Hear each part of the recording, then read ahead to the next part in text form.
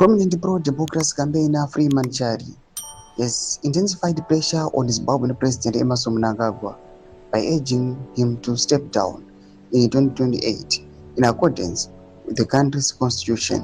President Emmerson Mnangagwa has been urged to step down.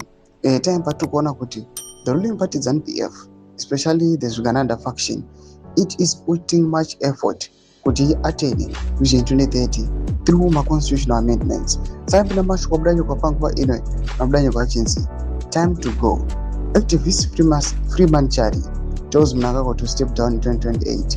It was subscribe or like turn on the bell icon.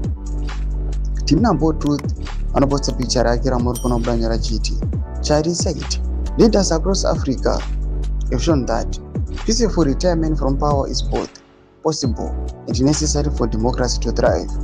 He pointed to former regional leaders such as Uhuru Kenyatta, Joaquim Chissano, and Filipe Nyusi as examples of presidents who left office and allowed democratic transitions to take place.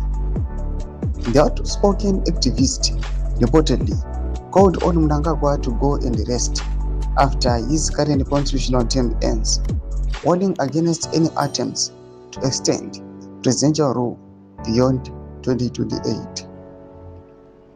The remarks are expected to fuel fresh political debate in Zimbabwe amid growing public scrutiny over the country's democratic future and leadership succession. Doma developments are pangwa ino na President Mnangagwa pangwa ino patona kuti the ruling party ZANU-PF as they are pushing for back constitutional amendments. Ajata to President Mnangagwa team yawe extended by 2 more years or more. Pangwa ino tukuna this activist waya vachi blocker vachiti aiwa the president must retire in 2028. Bila comment section medu of ngura enyimot kudipa msuru kuchitiko ichi. So subscribe or like on the bell icon.